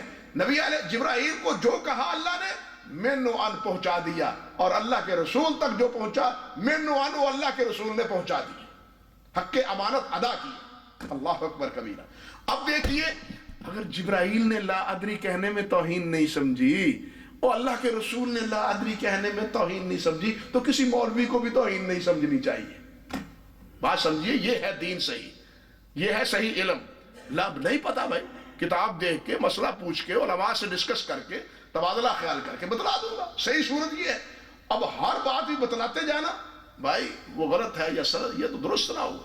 تو امام احمد کیا کہتے ہیں؟ امام شافعی رحمۃ اللہ علیہ استاد شاگرد سے کہتے ہیں انت عالم بالحدیث والرجال منی، احمد حدیث کو اور اس کے رجال کو مجھ سے تم زیادہ جانتے ہو۔ فَإِذَا كَانَ الْحَدِيثُ الصَّحِيحُ فَعَلِمُونِي، صحیح حدیث مل جائے مجھے بتلا دیا کرو، صحیح حدیث ملے تو مجھے بتلا دیا کرو۔ اور ساتھ ایو شیء یکون کوفیا او بصریا او شافی اور شامیا او مکیا او مدنیا، وہ مکی راوی بیان کریں، مدنی روایت بیان کریں، شامی بیان کریں، کوفے کے بیان کریں، بصرے کے بیان کریں، ثقہ بیان کرنے والے ہو اور روایت صحیح ہو، مجھے بتلا دیا کرو، تم مجھ سے حدیث کو جاننے والے زیادہ ہو۔ کیوں؟ معلوم ہوا نا امام شافعی کس کے متلاشی تھے، کس کو طلب کرتے تھے، کس پہ بنیاد رکھتے تھے اپنے فتوے کی؟ صحیح حدیث پر۔ اسی لیے تو امام احمد رحمۃ اللہ علیہ سے کہا، اور اس میں انہوں نے کوئی خفت محسوس نہیں کی۔ ایک طرف امام احمد کا وہ تبصرہ امام شافعی کے بارے میں سامنے رکھے، اور دوسری طرف خود امام شافعی کا تبصرہ امام احمد بن حنبل کے بارے میں سمجھے۔ یہ ہے ان کے صاف دل، شفاف دل، ایک دوسرے کے بارے میں یہ تحاسد اور تباغض یہ کیفیت وہاں ہے ہی نہیں اللہ کے فضل و کرم سے۔ اللہ ہمیں بھی اس بیماری سے بچائے، اللہ ہمیں بھی اس بیماری، آپس میں بھائی بھائی محبت پیار اللہ ہمیں نصیب فرمائے۔ امام احمد بن حنبل سے یہ کہتے ہیں، امام شافعی رحمۃ اللہ علیہ فرماتے ہیں اذا رأيتموني اقول قولا وقد صح عن النبي صلى الله عليه وسلم خلافه فاعلموا ان عقلي قد ذهب۔ اللہ اکبر۔ لوگو اگر میرا کوئی قول نبی علیہ السلام کی صحیح حدیث کے خلاف ٹکرائے تو سمجھو اس دماغ شافعی کا خراب ہو گیا، دماغ شافعی کا خراب ہو گیا۔ اللہ قد ذہب عقلی، میری عقل جاتی رہی۔ ایک نے پوچھا کہ یہ حدیث ہے آپ اس پہ عمل کرتے ہیں؟ یہ حدیث ہے آپ اس پہ عمل کرتے ہیں؟ امام شافعی سے پوچھا۔ فرمانے لگے تم مجھے کیا سمجھتے ہو؟ میرے گلے میں سلیب پہنی ہوئی ہے، میرے ہاتھ میں زنار ہے، ہندو ہوں میں عیسائی ہوں کہ اللہ کے رسول کا فرمان آئے اور میں اس کی اطاعت نہ کروں؟ اللہ اکبر۔ کبھی ناراض ہوئے، وہ کہتے ہیں اس حدیث پہ آپ کا عمل ہے، عمل کرتے ہیں؟ کہنے لگے اور میرے ہاتھ میں یہ کڑے تو نہیں پہنے ہوئے ہندوؤں کی طرح، اور میرے گلے میں سلیب تو نہیں پہنی ہوئی عیسائیوں کی طرح، میں عیسائی اور ہندو نہیں ہوں، لا الہ الا اللہ محمد رسول اللہ پڑھنے والا ہوں۔ صحیح حدیث ہو تو میں اس کی مخالفت کس طرح کر سکتا ہوں؟ یہ ہے ائمہ کرام رحمہ اللہ کا انداز۔ امام احمد بن حنبل، اس سے بھی اور بہت سی باتیں ہیں لیکن چھوڑتا ہوں۔ امام احمد بن حنبل ہے رحمت اللہ علیہ، احمد بن حنبل رحمت اللہ علیہ، وہ کیا فرماتے ہیں؟ انہوں نے بھی یہی بات ارشاد فرمائی۔ وہ کہتے تھے کہ من رد حدیث رسول اللہ صلی اللہ علیہ وسلم فهو على شفا حلقہ، جو نبی علیہ السلام کی حدیث کو رد کر دیتا ہے وہ تو ہلاک ہو گیا، اللہ، وہ برباد ہو گیا، تباہ ہو گیا۔ جو اللہ کے رسول صلی اللہ علیہ وسلم کی حدیث کو رد کرتا ہے اس میں کیا خیر کا پہلو ہے؟ کوئی بھلائی نہیں ہے، بدقسمتی ہے، بد نصیبی ہے، اس کے لیے بربادی ہے جو اللہ کے رسول صلی اللہ علیہ وسلم کے فرمان کی نافرمانی کرتا ہے۔ اللہ اکبر۔ بلکہ وہ فرمایا کرتے تھے لا تقلدونی ولا تقلدوا مالکا ولا الشافعی ولا الاوزاعی ولا الثوری خذوا من حیث اخذوا۔ بات مالک کی نہ لو، ان کی نہ لو، شافعی کی نہ لو، اوزاعی کی نہ لو، اور فرمایا کہ امام اوزائی کے ساتھ امام سفیان ثوری کی نہ لو، بلکہ خذو پکڑو من حیث اخذوا، جہاں سے انہوں نے دین سیکھا ہے وہاں سے تم لو۔ انہوں نے دین کس سے سیکھا ہے؟ حدیث سے۔ انہوں نے دین کس سے سیکھا ہے؟ قرآن سے۔ انہوں نے قرآن اور حدیث سے سیکھا ہے دین، تم بھی اسی سے سیکھو، تم بھی انہیں کو لو، انہیں پہ اپنا عمل کرو، ان کے فتوے کی پرواہ نہ کرو۔ اصل ماخذ، اصل بنیاد، اصل مرجع وہ کیا ہے؟ فرماتے ہیں اللہ کا قرآن ہے اور اللہ کے پیارے پیغمبر حضرت محمد رسول اللہ صلی اللہ علیہ وسلم کا کیا ہے؟ فرمان ہے۔ اب دیکھیے یہ ہے ائمہ کے اقوال۔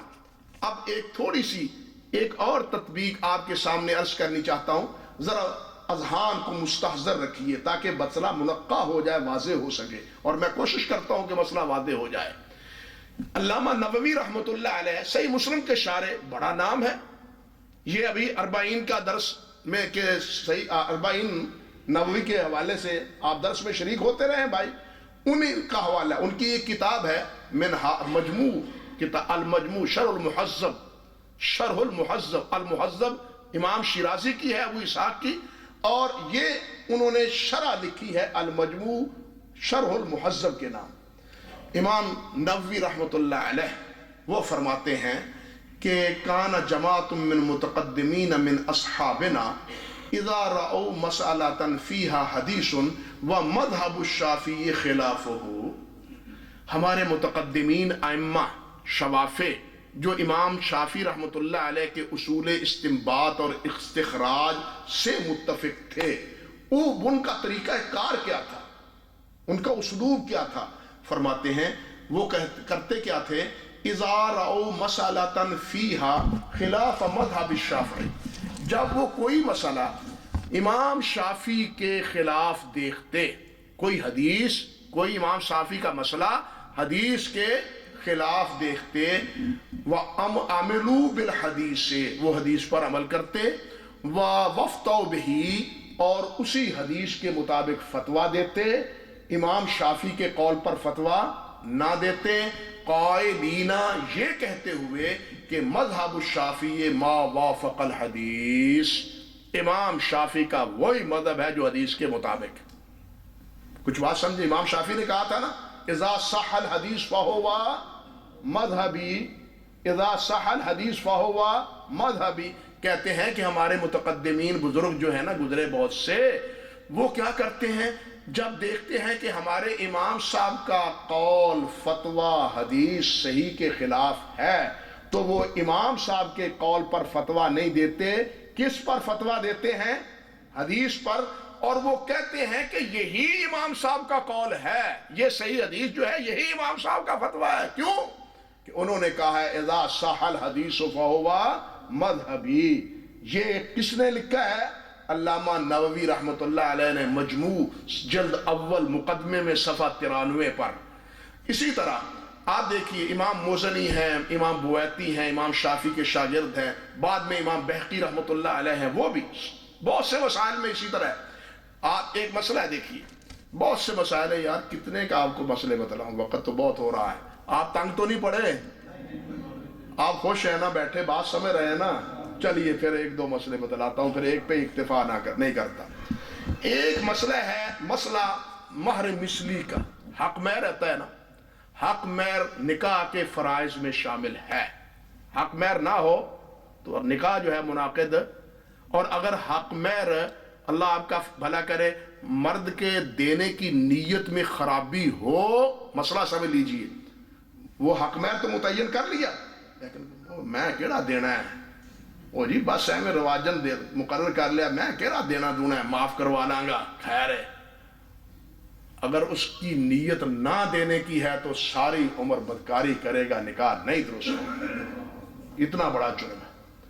اگر نکاح میں حق مہر متعین نہیں ہو سکا، غلطی ہو گئی، کوئی ایسا مسئلہ بن گیا، اس نے کہا میں حق مہر دوں گا، لیکن حق مہر کی تعیین نہ ہو پائی کہ وہ آدمی فوت ہو گیا، وہ آدمی فوت ہو گیا۔ ایسا بھی ہوتا ہے کہ نکاح کے بعد ابھی ٹور ٹوراوا نہیں ہوتا، خاوند فوت ہو جاتا ہے، اللہ کا اختیار ہے، جب اللہ جس کو چاہے جس وقت چاہے بلا لے، ایسی صورت میں وفات ہوتی ہے اور واقعات ہوتے ہیں، مسائل پوچھتے ہیں لوگ آ کے کہ ہم اس وقت کیا کریں. تو ایسی صورت میں اگر پیش آ جائے حق مہر اس نے کہا میں دوں گا لیکن متعین نہیں ہوا، وہ فوت ہو گیا، پھر کیا کیا جائے؟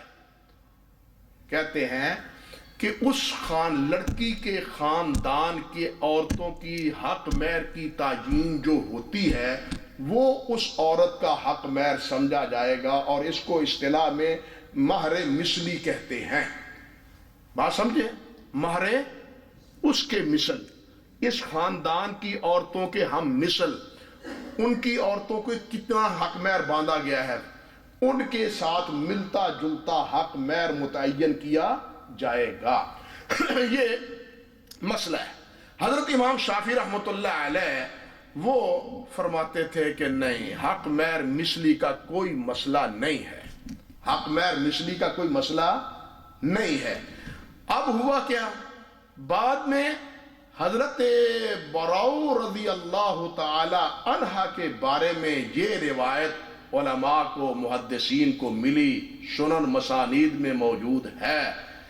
ان کا خامد فوت ہو گیا، نبی علیہ الصلوۃ والسلام نے اسی طرح اس کے خاندان کے مہر کے برابر اس کا حق مہر متعین فرمایا. جب یہ واقعہ آیا تو پھر کیا ہے، امام حاکم کہتے ہیں، مستدرک کے مصنف امام حاکم کہتے ہیں قال شیخنا ابو عبید اللہ لو حضرت الشافعی اگر میں امام شافعی کو پا لیتا یا آج امام شافعی یہاں ہوتے، لقمت علی رؤوس الناس، تو میں لوگوں کے سامنے علی وجہ البصیرت علی الاعلان کہتا قلت قد صح الحدیث فقل بہی. تو میں امام شافعی سے کہتا استاد جی، حضرت صاحب، امام صاحب، یہ حدیث صحیح ثابت ہو گئی ہے، اس کے مطابق آپ فتویٰ دیں. کیوں آپ نے کہا اذا صح الحدیث فہو مذہبی، یہ صحیح حدیث ہے، آپ کو نہیں ملی، ہمیں مل گئی ہے. اگر وہ کہتے اگر امام صاحب اس وقت ہوتے تو میں کیا کہتا کہ یہ صحیح حدیث ہے، اس کے مطابق فتویٰ دو. یہ مسئلہ تو شاید آپ کو یاد نہ رہے. اب ایک مسئلہ وہ عرض کرتا ہوں جو یاد رہے، ٹھیک ہے نا، جو مسئلہ آپ کو یاد رہے. قرآن پاک میں کیا ہے، حافظوا علی الصلوات والصلاۃ الوسطی. قرآن میں کیا ہے، حافظوا علی الصلوات والصلاۃ الوسطی، نمازوں کی حفاظت کرو، بالخصوص نماز وسطی کی. اب یہ نماز وسطی کیا ہے؟ درمیانی نماز کون سی ہے؟ کون سی ہے جی؟ آپ حیران ہوں گے، امام شافعی کہتے ہیں صبح کی ہے. امام شافعی کیا کہتے ہیں؟ او صلاۃ وسطی صبح کی ہے، جبکہ حدیث میں یہ ثابت ہے خندق کے موقع پہ نبی علیہ السلام نے فرمایا مالا اللہ قبورہم بالنار، اللہ ان کی قبروں کو آگ سے بھرے، ہماری صلاۃ وسطی صلاۃ عصر انہوں نے ضائع کر دی. حدیث میں آ گیا نا کہ نبی علیہ السلام نے صلاۃ وسطی کس کو کہا ہے؟ صلاۃ عصر کو، جس طرح آپ کہہ رہے ہیں. لیکن امام شافعی کو یہ روایت نہ ملی. انہوں نے کیا کہا؟ انہوں نے کہا ظہر عصر مغرب عشاء اور صبح. مغرب عشاء یہ دو ہیں، اور جناب ظہر عصر یہ دو ہیں، جوڑا ہیں، اور وسطی وہ کون سی ہے؟ اکیلی صبح کی نماز، وہ صلاۃ وسطی ہے. امام شافعی نے یہ سمجھا. اب دیکھیے حضرت امام ابن کثیر رحمۃ اللہ علیہ، یہ تفسیر مشہور ہے ابن کثیر رحمۃ اللہ علیہ، وہ فرماتے ہیں ھذا من سیادت، کہتے ہیں کہ امام صاحب نے یہ بات فرمائی ہے، یہ بات امام صاحب نے فرمائی ہے، اور کہتے ہیں کہ ان صلاۃ الوسطی ہی صلاۃ العصر وَإِن كَانَ قَدْ نَصَّ فِي الْجَدِيدِ وَغَيْرِهِ أَنَّهَا الصُّبْحُ لِصِحَّةِ الْحَدِيثِ أَنَّهَا الْعَصْرُ. کہتے ہیں امام شافعی سے اگرچہ قدیم اور جدید دونوں اقوال، امام صاحب کے اقوال ہیں، قول جدید اور قول قدیم، علماء جانتے ہیں قول جدید اور قول قدیم. جب قول قدیم وہ ہے جس وقت آپ امام صاحب مکہ مکرمہ میں تھے، اور قول جدید وہ ہے جس وقت آپ مصر میں تشریف لے گئے تھے. یہ تقسیم کی ہے علماء کرام نے، اور یہ شوافی کی کتابوں میں موجود ہے امام صاحب کے اقوال اسی تقسیم کے ساتھ. امام ابن کثیر فرماتے ہیں کہ دونوں اقوال میں، قول جدید میں بھی قول قدیم میں بھی، امام شافعی کہتے ہیں کہ صلاۃ عصر کون سی ہے؟ صلاۃ فجر ہے. لیکن جب نبی علیہ السلام نے فرمایا ہے کہ صلاۃ وسطیٰ صلاۃ عصر ہے، تو اب کیا ہے؟ انہا صبح للصلاۃ، اب کیا انہا العصر، یہ اب عصر کی ہے. کیوں؟ امام نبی علیہ السلام نے فرمایا ہے کہ یہ عصر کی ہے، اور امام صاحب نے فرمایا اذا صح الحدیث فہو مذہبی. اب ان کا مذہب یہی سمجھنا چاہیے، باقی مذہب نہیں سمجھنا چاہیے. بات سمجھے یا نہیں سمجھے؟ اب ایک مثال اور دیتا ہوں.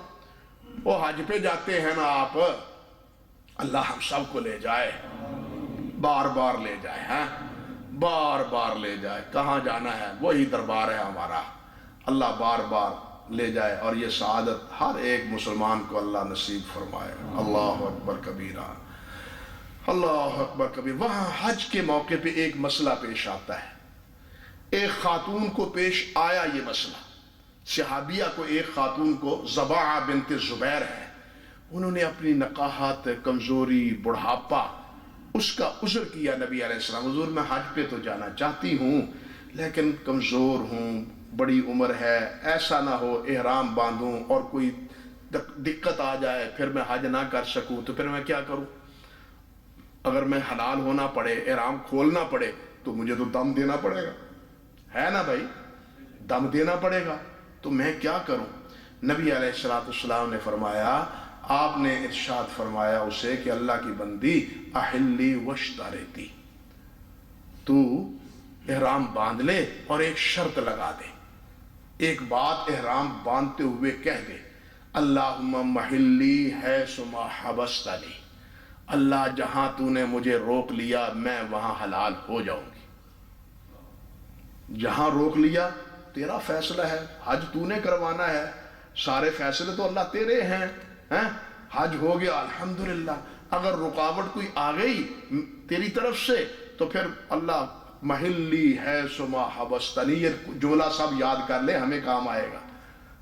محلی حیث ما حبستن، جہاں آپ روکیں گے رک جاؤں گی اور حلال ہو جاؤں گی. فرمایا جب ہو، اگر ایسی صورت پیش آ جائے، کمزوری بڑھاپے کی وجہ سے، احرام کھول دینا، دم نہیں پڑے گا، خیر ہے سب، خیر ہے سب. اب اس حدیث کے بارے میں امام شافعی رحمۃ اللہ علیہ وہ فرماتے ہیں کہ نہیں، یہ شرط نہیں لگانی چاہیے. احرام باندھتے ہوئے یہ شرط نہیں ہے، کوئی شرط ایسی نہیں ہے. اب سنیے، کہتے ہیں امام بہقی رحمۃ اللہ علیہ، سنن الکبریٰ کے مصنف امام بہقی رحمۃ اللہ علیہ فرماتے ہیں، اللہ اکبر، فرماتے ہیں قال البہقی قد ثبت الحدیث، اللہ قد ثبت الحدیث. استاد جی امام صاحب کو یہ حدیث نہیں پہنچی، صحیح حدیث ان کے پاس یہ نہیں تھی، سند ان کے پاس صحیح نہیں تھی، لیکن یہ حدیث صحیح سند سے پہنچ گئی ہے، ثابت ہو گئی ہے. اب اس پر ہمارا فتویٰ ہے، امام صاحب کے فتوے پہ ہمارا فتویٰ نہیں ہے. کیوں؟ کہ حضرت امام نے فرمایا اذا صح الحدیث فہو مذہبی، کہ جب صحیح حدیث ثابت ہو جائے تو وہ میرا مذہب ہے. ہوئی نا وہی بات جو امام نبوی نے کہی ہے؟ کیوں بھائی؟ وہی بات ہوئی نا جو امام نبوی نے کہی ہے کہ ہمارے اکابر صحیح حدیث پانے کے بعد امام صاحب کا قول چھوڑ دیتے ہیں اور کہتے ہیں یہی امام صاحب کا مسئلہ ہے جو صحیح حدیث ہے.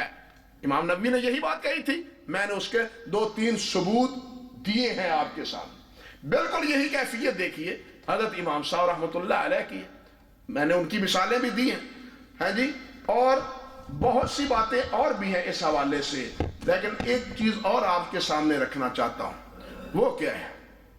وہ یہ ہے کہ امام صاحب رحمۃ اللہ علیہ کے بارے میں مولانا عبد الحی لکھنوی رحمۃ اللہ علیہ وہ لکھتے ہیں، کہتے ہیں جس طرح بالکل جس طرح نبوی رحمۃ اللہ علیہ نے کہا، بالکل اسی طرح اسی بحر میں اسی اسلوب میں مولانا لکھنوی فرماتے ہیں، کہتے ہیں ان الحنفیہ لو ترک مسألۃ مذہب فی مسألۃ مذہب امامہ، اگر کوئی حنفی کسی مسئلے میں اپنے امام کا مذہب چھوڑ دیتا ہے لقوت دلیل، قوی دلیل کی وجہ سے، دلیل کی وجہ سے، ایسے نہیں جی یہ تو امام کا قول ہے، توہین امیز انداز، نازیبا گفتگو، یہ نہیں، دلیل کی وجہ سے۔ وہ دلیل کیا ہے؟ اللہ کی کتاب، اللہ کے رسول کا فرمان، وہ بہرحال ہر ایک سے مقدم ہے۔ فرماتے ہیں دلیل خلاف لا یخرج عن ربقۃ التقلید، تو یہ اس کو ان کی تقلید سے اس کا خروج نہیں نکالے گا۔ کیوں؟ بل ہوا عین التقلید، بلکہ یہ عین تقلید ہے، فی صورت ترک تقلید، ترک تقلید کی صورت ہے لیکن ہے یہ بالکل عین تقلید۔ کیوں عین تقلید کیوں ہے؟ اس لیے ہے، کہتے ہیں الا ترا، تو دیکھتا نہیں ہے کہ انا اسام بن یوسف، امام صاحب کے شاگرد اسام بن یوسف قاضی ہے وقت کے، بغداد کے علاقے کے قاضی ابو یوسف نے انہیں امام قاضی بنوایا تھا، یہ امام صاحب کے شاگرد تھے۔ قد تارک مذہب ابی حنیفہ فی عدم رفع، انہوں نے امام صاحب کا موقف رفع الیدین نہ کرنے کا چھوڑ دیا۔ وہ رفع الیدین کرتے تھے، قاضی اسام بن یوسف رفع الیدین کرتے تھے اور امام صاحب رفع الیدین نہیں کرتے تھے۔ دلیل کی وجہ سے قاضی اسام بن یوسف نے امام صاحب کا قول چھوڑ دیا۔ اس کے باوجود مولانا لکھنوی لکھتے ہیں وَهُوَ مَا ذَلِكَ هُوَ مَعْدُودٌ فِي الْحَنْفِيَّةِ، اس کے باوجود بھی وہ حنفی ہی شمار ہوتے ہیں۔ قاضی اسام بن یوسف کو غیر مقلد کسی نے نہیں کہا، حنفی ہی کہا ہے۔ کیوں کہا ہے؟ اس لیے کہا ہے کہ امام صاحب نے کہا ہے اذا صح الحدیث فهو مذہبی، کہ امام صاحب نے کہا ہے کہ جب حدیث صحیح ہو جائے تو وہی میرا مذہب ہے۔ تو قاضی اسام بن یوسف رحمۃ اللہ علیہ ان کو صحیح حدیث یہ ملی، ان کے مطابق انہوں نے عمل کیا، امام صاحب کا مسئلہ چھوڑ دیا، تو اس سے وہ یہ تو نہیں حنفیت سے خارج ہو گئے۔ ان کو طبقات حنفیہ میں سب نے ذکر کیا ہے، کوئی بھی ان کو حنفیوں سے نہیں نکالتا۔ تو پھر یہ انہوں نے امام صاحب کا مسئلہ مانا ہے نا، اذا صح الحدیث مذہبی، اس بنیاد پر۔ بلکہ یہاں ایک اور لطیفہ بھی ہے، امام عبداللہ بن مبارک بھی رفع الیدین کرتے تھے، حالانکہ وہ بھی امام صاحب کے شاگرد تھے۔ امام عبداللہ بن مبارک امام ابو حنیفہ کے کیا تھے؟ شاگرد تھے، وہ بھی رفع الیدین کرتے تھے۔ علامہ ذیلی رحمۃ اللہ علیہ نے نصب الرایہ میں ذکر کیا ہے، اور لوگوں نے بھی ذکر کیا حضرات نے نصب الرایہ میں، علامہ ذیلی رحمۃ اللہ ہدایہ کی تخریج کی ہے احادیث کی، اس میں امام عبداللہ بن مبارک نماز پڑھ رہے تھے مسجد میں، رفع الیدین کی رکوع کے وقت بھی، تو تفنن تباہ کے طور پر امام ابو حنیفہ رحمۃ اللہ علیہ فرمانے لگے عبداللہ کہیں اڑ نہ جانا۔ رفع الیدین کرتے تھے، رکوع کے جاتے ہوئے بھی رکوع سے اٹھتے، اور اڑ نہ جانا، ہاتھ جو اٹھاتے ہو۔ تو امام عبداللہ بن مبارک فرمانے لگے استاد جی اگر میں پہلی بار کیے کرنے سے اڑنا نہیں تو دوسری بار کرنے سے بھی نہیں اڑوں گا۔ بات سمجھے کچھ؟ انہوں نے تفنن تباہ کے طور پر شاگرد سے کہا کہ کسی اڑ نہ جانا۔ ہمارے کئی اللہ معاف فرمائے، وہ کہتے مکھیاں مار دینے، انا للہ و انا الیہ راجعون، کتنا ظلم ہے، نبی کی سنت کو مکھیوں مارنے سے تعبیر، انا للہ و انا الیہ راجعون، جس پہ خلفائے راشدین کا عمل ہے، جس پہ امام شافعی کا، احمد مالک کا عمل ہے، کچھ تو خدا کا خوف کرنا چاہیے۔ تو خیر تفنن تباہ کے طور پر امام عبداللہ بن مبارک کو کہنے لگے بیٹا کہیں اڑ نہ جانا، تو کہنے لگے استاد جی اگر میں پہلی بار نہیں اڑا تو پھر دوسری بار۔ اسی طرح کئی بیوقوف احمق کہتے ہیں جی بغلوں میں بت ہوتے ہیں یہ رفع الیدین، تو اس وقت نبی صلی اللہ علیہ وسلم نے فرمایا تھا کہ رفع الیدین کیا کرو تاکہ بت گر جائے، انا للہ و انا الیہ راجعون۔ اس صحابہ بت رکھ کے آتے تھے۔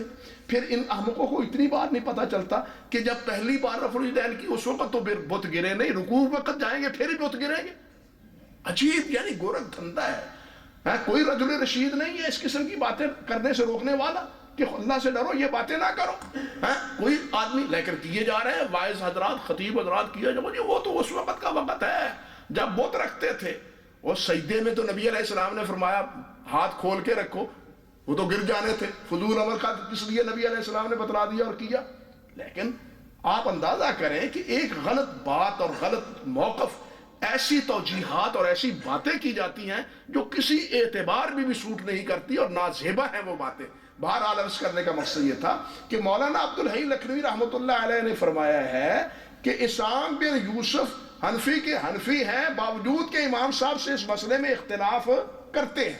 اس سے آگے دیکھیے مولانا عبدالحی نے ایک اور بات کہی، وہ فرماتے ہیں اللہ اکبر کبیرہ، وہ فرماتے ہیں کہ وَإِلَى اللَّهِ الْمُشْتَقَى، اللہ کی طرف ہی میں تو شکوہ کرتا ہوں، من جہلت زماننا، ہمارے زمانے کی جہالت کا، حیث یطعنون علی من ترک تقلید امامہ فی مسئلۃ واحدہ لقوت دلیلها ویخرجونہ من جماعت مقلدیہ ولا عجب منہم فإنہم من العوام انما العجب ممن یشتبہ بالعلماء ویمشی مشیہم کالانعام۔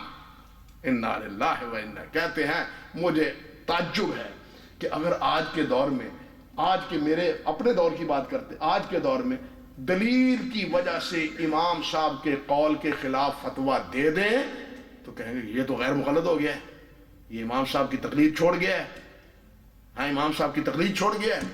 فرماتے ہیں مولانا لکھنوی رحمۃ اللہ علیہ ولا عجب منہم، ان پہ کوئی عوام پہ کوئی تعجب نہیں ہے، وہ علماء سے تعجب ہے جو شکلیں صورتیں تو مولویوں کی بنائے ہوئے ہیں لیکن چال جانوروں کی چلتے ہیں۔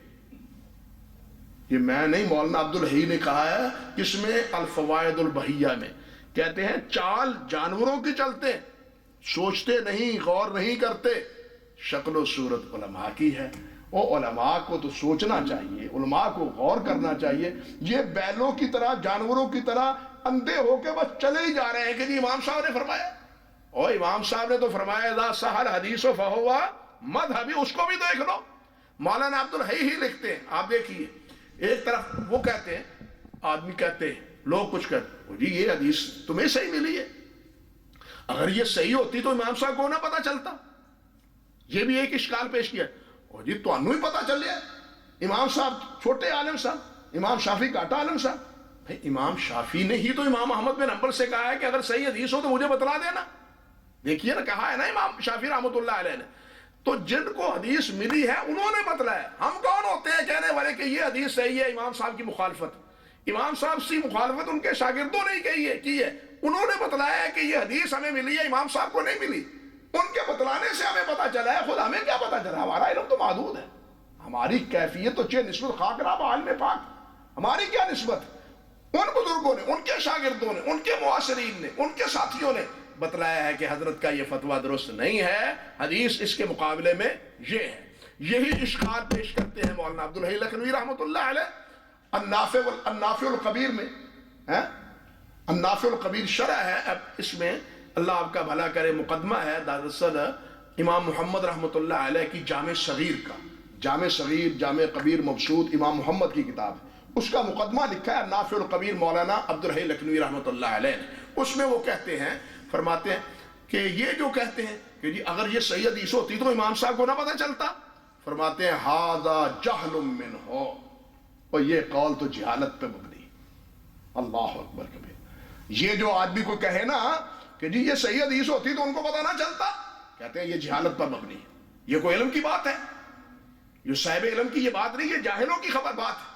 کہتے ہیں ھذا جہل منہ بما رواته الثقات عن ابی حنیفہ من تقدیم الاحادیث والآثار علی اقوالہ الشریفہ، اس لیے کہ صحیح اسانید سے امام صاحب سے منقول ہے، ان کے شاگردوں سے ان کا قول مبارک موجود ہے کہ جناب میرے قول سے احادیث مبارکہ کو مقدم جانو۔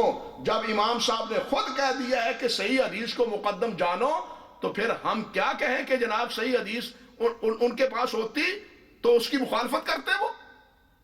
بھئی یہ کون جرت کرتا ہے کہ صحیح حدیث ہو اور امام صاحب اس کی مخالفت کریں؟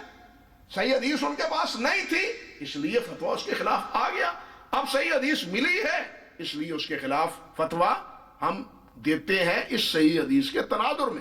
فرماتے ہیں فَتَرْكُ مَا خَالَفَ الْحَدِيثُ الصَّحِيحِ رَأْيٌ شَدِيدٌ وَهُوَ عَيْنُ تَقْلِيدِ الْإِمَامِ لَا تَرْكَ التَّقْلِيدِ، کہتے ہیں یہ ترک تقلید نہیں بلکہ عین تقلید ہے، اس لیے کہ امام صاحب نے ہی سبق دیا ہے اذا صح الحدیث فہو مذہبی، جب حدیث صحیح ہو تو وہی میرا مذہب ہے. اس لیے ہر ایک کو وہی مذہب اپنانا چاہیے جو حدیث کا ہے، اس کو مذہب بنانا چاہیے جو صحیح حدیث کا ہے. جو صحیح حدیث کا مذہب ہے وہی امام صاحب کا مذہب ہے، وہی امام شافعی کا مذہب ہے، وہی امام احمد کا مذہب ہے، وہی امام مالک کا مذہب ہے. یہ جذبہ ہونا چاہیے اور یہ فکر ہونی چاہیے، جس طرح کہ خود ائمہ علماء شافعیہ نے بھی، ائمہ علماء احناف نے بھی کہا. اب اس کی ایک اور مثال آپ کے سامنے میں رکھتا ہوں. ایک حدیث ہے ابو داود میں، ایک روایت، ابو داود میں ایک روایت ہے حدیث. آپ یہ تو مثلا سمجھتے ہیں کہ سترہ امام کے سامنے ہونا چاہیے، ہے نا؟ سترہ صاحب نے، نمازی کے سامنے سترہ ہونا چاہیے. سترہ نہ ہو، کوئی جگہ چیز نہ ہو سترہ بنانے کے لیے، تو پھر کیا کیا جائے؟ سترہ بنانے کے لیے کوئی صورت نہ ہو، کوئی چیز نہ ہو دستیاب، تو پھر کیا کیا جائے؟ ابو داود کی حدیث ہے کہ خط کہیں، ہے نا جی؟ حدیث کی حدیث ہے کہ پھر آگے کیا کرو؟ ایک لکیر خط کھینچ لو. اب اس حدیث کے بارے میں سنیے. اللہ اکبر کبیرہ. امام کون؟ پہلے یہ دیکھیے، علامہ صنعانی رحمۃ اللہ علیہ، علامہ صنعانی رحمۃ اللہ علیہ ملک العلماء کا لقب ہے ان کا. بہت بڑی 8 جلدوں میں کتاب ہے ان کے فقہ کی. علامہ صنعانی رحمۃ اللہ بدائع صنائع، البدائع والصنائع، اس میں لکھتے ہیں، کیا کہتے ہیں؟ فرماتے ہیں کہ یہ جو حدیث ہے نا کہ یخالف، یہ کہتے ہیں کہ یہ حدیث غریب ہے اور عموم بلوہ کے خلاف ہے. یہ حدیث کیا ہے؟ یہ حدیث خط کھینچنے والی یہ غریب ہے، کمزور ہے، ضعیف ہے، اور یہ عموم بلوہ کے خلاف ہے. کیوں؟ نماز ایک عام سا مسئلہ ہے، نماز عام سا مسئلہ ہے تو یہ حدیث عام ہونی چاہیے. یہ غریب کیوں ہے؟ ایک ہی صحابی روایت کرنے والا کیوں ہے؟ یہ اعتراض انہوں نے کیا. سمجھے بات؟ اب ان کے بعد آئے ہیں علامہ ابن حمام، ہدایہ کے شارح ابن حمام آئے. وہ کیا کہتے ہیں کہ ان السنت اولا بالاتباع، ان السنت اولا بالاتباع، کہتے ہیں حدیث صحیح ہے اس لیے سنت کی تابعداری بہتر ہے، خط کھینچنا چاہیے. بات سمجھ رہے ہیں؟ ایک نے کہا حدیث صحیح نہیں ہے، حتیٰ کہ بدائع صنائع تک، علامہ کاسانی ملک العلماء تک وہ کہتے ہیں حدیث ہمیں صحیح ملی نہیں، یہ عموم بلوہ کے یہ خلاف ہے اور غریب ہے. لیکن ابن حمام کہتے ہیں جناب حدیث صحیح ہے، اور حدیث صحیح ہے تو حدیث پہ عمل کرنا بہتر ہے، چاہیے عمل کرنا. یہ ہے علماء کی بات. اب بعد میں آئے ہیں ہمارے مولانا ظفر احمد عثمانی رحمہ اللہ، اعلاء السنن کے مصنف. وہ اعلاء السنن میں لکھتے ہیں، وہ کہتے ہیں یہ ساری تفصیل بیان کرنے کے بعد فرماتے ہیں، ان کے الفاظ ہیں مولانا عثمانی کے، الحدیث لم یثبت عند القدماء من فقہائنا، ہمارے پہلے فقہا کے ہاں یہ حدیث ثابت صحیح نہیں تھی. فلم یاخذوا بہ، اس لیے انہوں نے اس حدیث پہ عمل نہیں کیا. آگے کہتے ہیں وصح عند المتاخرین، متاخرین ابن حمام وغیرہ کے ہاں دور میں پتہ چلا دلائل سے کہ یہ حدیث صحیح ہے، فاخذوا بہ، انہوں نے حدیث کے مطابق فتویٰ دیا. بات کچھ سمجھے کہ ان کو پہلے ہمارے بزرگوں کو حدیث صحیح نہیں ملی، انہوں نے اس کی مخالفت کی کہ یہ ضعیف ہے. بعد والوں نے اس کے مطابق فتویٰ دیا اس لیے کہ یہ حدیث صحیح ہے. اور امام صاحب نے جو فرمایا کہ اذا صح الحدیث فہو مذہبی، جو صحیح حدیث ہے وہی میرا مذہب ہے. میں نے یہ باتیں مثال کے طور پر اسی لیے رکھی ہیں کہ جو بھائی یہ سمجھتا ہے کہ جناب صحیح حدیث جو ہے نا وہ ان کو ہی پتا چلا ہے، نہیں، ہمیں نہیں پتا چلا، پہلے بزرگوں نے ہی ان چیزوں کو منقح کر دیا ہے کہ یہ حدیث صحیح ہے. اب ہماری ذمہ داری ہے کہ صحیح حدیث جس کو دیکھے، علماء متقدمین ائمہ کرام کے فیصلے کو دیکھے، ہم آنکھیں بند کر کے چشم ما روشن دل ما شاد، سر تسلیم خم ہے جو مزاج یار میں آئے. پھر تو اللہ کے نبی علیہ السلام کی تابعداری ہونی چاہیے. یہی نبی اللہ کا فرمان ہے, یہی اللہ کے رسول کا فرمان ہے, یہی ائمہ دین کا فرمان ہے. اللہ ہمیں اس کی تابعداری کی توفیق عطا فرمائے. اقول قولی ھذا استغفر اللہ لی ولکم ولسائر المسلمین.